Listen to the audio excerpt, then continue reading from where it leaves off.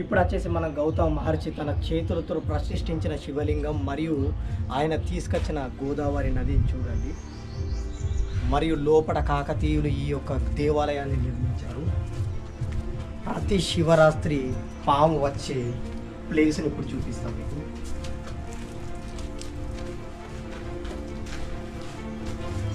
ఇక్కడ నుంచే పాము అనేది రావడం జరుగుతుంది ప్రతి శివరాత్రి రోజు.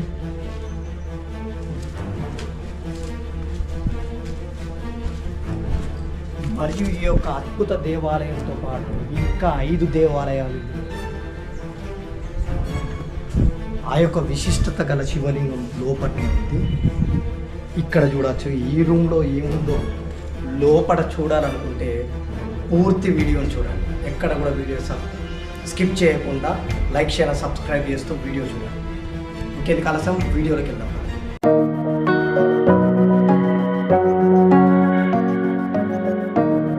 Hi friends, welcome back to my channel Ali Vihari. ఇవాళ మనం వచ్చేసి తెలంగాణ రాష్ట్రంలోని పెద్దపల్లి జిల్లాలో ఉన్నటువంటి మంతినికి వచ్చాము.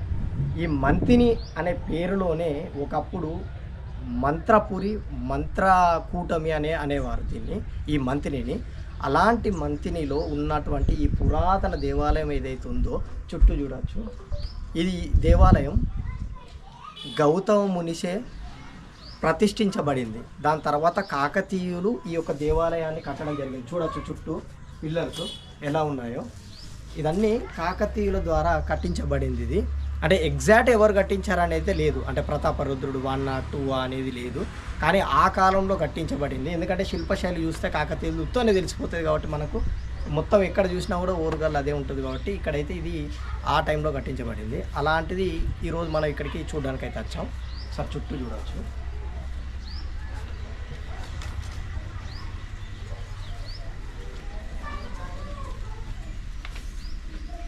చూడవచ్చు.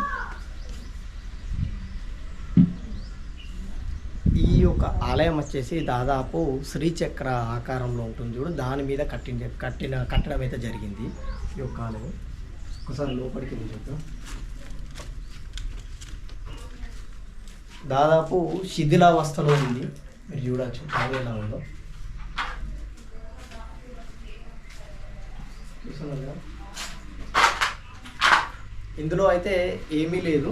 దాదాపు ఇక్కడైతే మీరు చూస్తే నాగదేవతలు అయితే ఇక్కడ ఉన్నాయి, విగ్రహాలు చూడవచ్చు. ఆ ఫ్లవర్ పెటల్స్ మీరు చూస్తే మీ వెనుక సైడ్ కూడా మీద కనిపిస్తుంది చూడండి. కాకతీయులదని ఉత్తరది చెప్పచ్చు తద్వారా. అయితే ఈ యొక్క మంతినికి గౌతమ ముని ఇక్కడ తపస్సు చేసి శివలింగాన్ని అయితే ప్రతిష్ఠించడం జరిగింది. దాని తర్వాత దాని వెనుక సైడ్ ఉన్న మన గోదావరి కూడా చూపిస్తాను. అది అసలు వాస్తవానికి ఇక్కడ లేదు. ఆ ఋషి చేయడం వల్లనే ఋషి చేయడం వల్లనే మహర్షి ఋషి ఇక్కడికి గౌతమ ఋషి చేయడం వల్లనే ఇక్కడికైతే నది అయితే రావడం జరిగింది, గోదావరి. అది కూడా చూపిస్తా. దానికన్నా ముందు ఈ యొక్క అద్భుత కట్టడాలు అయితే చూడండి మీరు.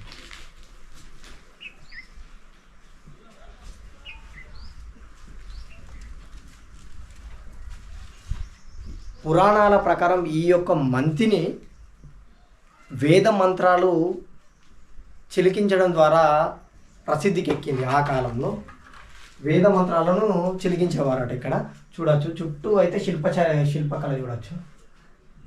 ఇక్కడ చూడవచ్చు ధ్యానం చేస్తున్నట్టు, అక్కడ వీణ వాయిస్తున్నట్టు చుట్టూ ఎలా ఉందో.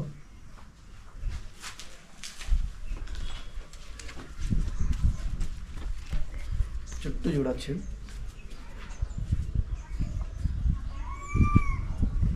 ఇక్కడ శిల్పకళ అయితే అద్భుతంగా ఉంటుంది. నృత్యం చేస్తున్నట్టు చూడవచ్చు ఎలా ఉంది. అటువైపు ఇటువైపు వస్తే మీరు ఇక్కడ కూడా చూడవచ్చు.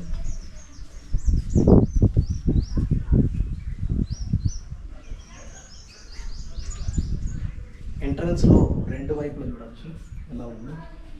ఈ 2 వైపులు చూడండి ఎంట్రన్స్లో. అయితే దీనిని శ్రీ గౌతమేశ్వర స్వామి దేవాలయం కూడా అంటారు. ఎందుకంటే గౌతమ మహర్షి సప్త ఋషులలో ఒకరైనటువంటి గౌతమ మహర్షి ద్వారా నిర్మించబడింది కాబట్టి ప్రతిష్ఠించబడింది కాబట్టి చుట్టూ చూడవచ్చు.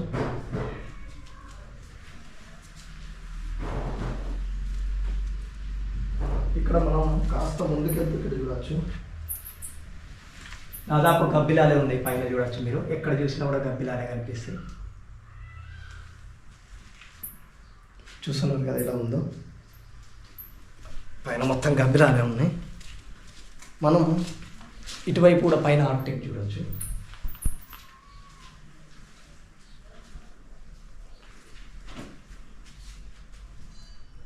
ఇప్పుడు ఆలయానికి ముఖ్యమైన ఏదైతే శివలింగం మనం చూడడానికి ఎంత దూరం వచ్చామో ఆ యొక్క శివలింగం చూపిస్తాను.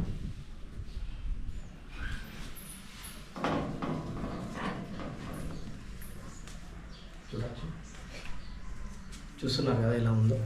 ఆ యొక్క శివలింగాన్ని అయితే చూపించే ప్రయత్నం చేస్తాం. దాని ముందు కన్నా అంతే చూడవచ్చు. ఎంట్రన్స్లో ఇక్కడ వినాయక స్వామి ఉన్నారు. ఆలయ ఎంట్రన్స్ చూడవచ్చు ఎలా ఉందో, చూస్తున్నారు కదా. నిర్మాణ శైలి కూడా చూడవచ్చు. ఆనాటి కాకతీయులు నిర్మించిన కట్టడం. దేవాలయం చూడవచ్చు. గర్భగుడిలో ఉన్నటువంటి అతి పురాతనమైన శివలింగం చూశారు కదా ఎలా ఉందో. గౌతమ మహర్షి ద్వారా ప్రతిష్ఠించబడి కాకతీయుల చేత నిర్మించబడిన ఆలయం. చూస్తున్నారు కదా శివలింగం ఎలా ఉందో. అద్భుతమైన శివలింగం. గౌతమ మహర్షి తన చేతులతో ప్రతిష్ఠించిన శివలింగం ఇది. ఇక్కడ అభిషేకం చేసిన నీళ్లు డైరెక్ట్గా గోదావరికి వెళ్ళి కలుస్తాయి. చాలా పవిత్రంగా భావిస్తారు. అందుకే చాలామంది ఇక్కడ అభిషేకం చేస్తారు. చూస్తున్నారు కదా ఎలా ఉందో.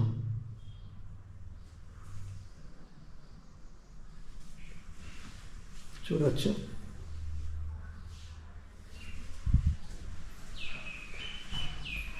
ఇప్పుడు మనం బయటికి వెళ్దాం.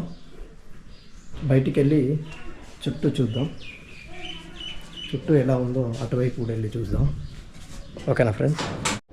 ఆలయం అవతల వైపు చూద్దాం. సో చూడవచ్చు ఎలా ఉందో. ఇక్కడ చూడవచ్చు లోపల. చూస్తున్నారు కదా ఎలా ఉందో. నంది శివలింగంతో పాటు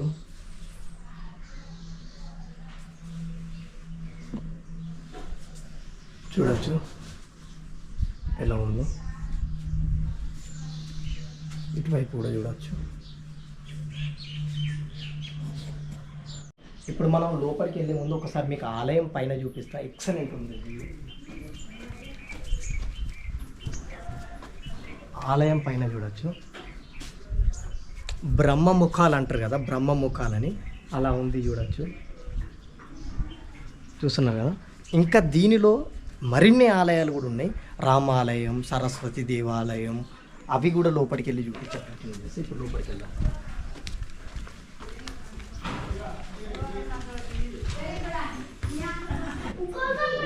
ఇప్పుడు శ్రీరామాలయం ద్వారా వెళ్తుంది. చూడవచ్చు ఇక్కడ సాయిబాబా కనిపిస్తున్నారు. చూడవచ్చు షిరిడి సాయిబాబా. మరి ఇటువైపు చూస్తే ఆంజనేయుడు గర్భమంతుడితో ప్రారంభమై ఇక్కడ మీరు చూడవచ్చు. రామలక్ష్మణ హనుమంతుడు కూడా ఇక్కడ ఉన్నారు.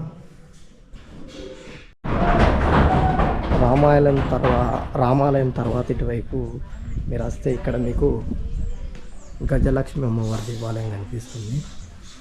చూడవచ్చు.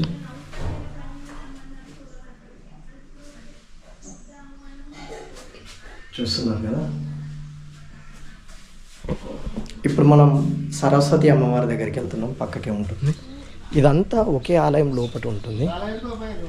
చూడవచ్చు ఎలా ఉందో. ఇక్కడ మీరు చూస్తే సరస్వతి అమ్మవారు అయితే కనిపిస్తారు మీకు. చూస్తున్నారు కదా ఎలా ఉందో. చూడవచ్చు. ఇక్కడ కూడా ఎంట్రన్స్లో అటువైపు ఇటువైపు చూడవచ్చు.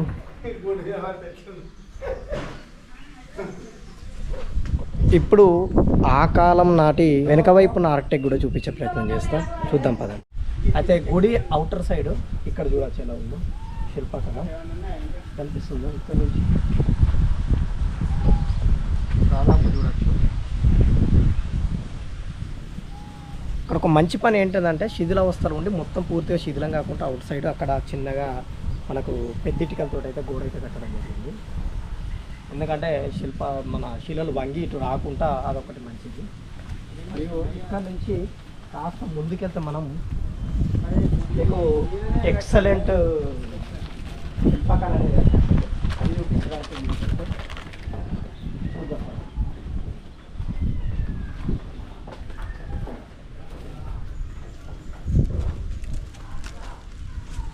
అవుటర్ సైడ్ శిల్పకళ అనేది దీంతో పాటు మీకు ఎక్సలెంట్ ఒక శిల్పం అయితే చూపిస్తాను. మీకు చూడొచ్చు ఆనాటి చెక్కడం ఎంత అద్భుతంగా ఉందో చూస్తున్నారు కదా. అక్కడి నుంచి చూడండి, కొద్దిగా దూరం నుంచి అది చూస్తే మీకు క్లియర్గా కనిపిస్తుంది. కింద కూడా చూడవచ్చు ఫ్లవర్ పెటల్స్. మరియు ఈ ఆకారం చూస్తేనే మీకు అర్థమైపోతుంది కాకతీయ ఉందని. ఆనాడు వాడిన పనిముట్టు కూడా ఇదే మాదిరిగా ఉండేది, అది నేను ఎక్స్ప్లెయిన్ చేశాను. దానికన్నా ముందు మనం గోదావరి నది దిక్కు వెళ్ళేటప్పుడు గోదావరి జన్మస్థానం అయినటువంటిది మరియు దాని యొక్క పుట్టుపూర్వత్రాలు ఏదైతే ఉందో అది మొత్తం నేను ఆల్రెడీ మీకు వీడియోలో పెట్టడం జరిగింది. ఎవరైనా చూడని వాడు ఉంటే బ్రహ్మగిరి పర్వతం చూడవచ్చు. అక్కడ కూడా మీకు గౌతమ మహర్షి పాప విమోచనం జరిగిన ప్లేస్ నుంచి గోదావరి జన్మస్థానం ఎలా అయింది ఏంటిది అనేది పూర్తిగా ఆ బ్రహ్మగిరి పర్వతం వీడియోలో పెట్టా. చూడని వాళ్ళు ఎవరైనా ఉంటే ఆ వీడియో కూడా చూడవచ్చు.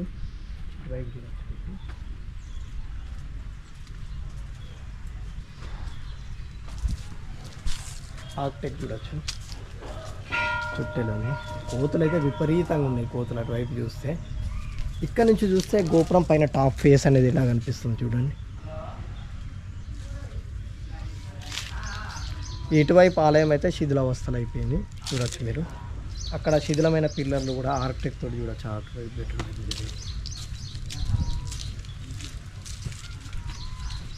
ఇప్పుడు మనం గోదావరి సైడ్ వెళ్దాం, చూపించే ప్రయత్నం చేస్తాము. అయితే గౌతమ మహర్షి ద్వారా ఏర్పడ్డ మన గోదావరి నది చూసే ముందు చూడవచ్చు ఎంట్రన్స్ ఇలా ఉంటుంది. ఇటువైపు చూడవచ్చు ఆ యొక్క నది అయితే ఇక్కడ ఏర్పడింది. ఇప్పుడు అక్కడికి దగ్గరికి వెళ్ళి చూపించే ప్రయత్నం చేస్తాం. ఇప్పుడు ఆ గోదావరి నదిని చూడవచ్చు. నీళ్లు ఫుల్గా ఉన్నప్పుడు ఇక్కడ చూడవచ్చు తెప్పలు, బోటింగ్ సౌకర్యం కూడా ఇక్కడ ఉంటుంది. అద్భుతంగా ఉంటుంది. అటువైపు కూడా చూడవచ్చు. ప్రజెంట్ అయితే ఇప్పుడు చిన్న ఐలాండ్ మోడల్లో అటువైపు నీళ్ళు ఇటువైపు నీళ్ళు అలా ఉంది, చూస్తున్నారు కదా. శివరాత్రి రోజు మాత్రం చాలా అంటే చాలా వైభవంగా జరుగుతుంది. ఇక్కడ చాలామంది భక్తులు అయితే దర్శించుకోవడానికి అయితే రావడం జరుగుతుంది. అటువైపు చూస్తే మీరు ఇంతకుముందు ఒక శిథిలావస్థలో ఉన్న ఒక ఫస్ట్ గుడి చూపించాను చూడండి. మన 3 నాగదేవతలు ఉన్నాయి అక్కడ. అందులో నుంచి పాము వచ్చి శివలింగానికి చుట్టుకుంటుందని కూడా చాలా వరకు భక్తులు చూశారట.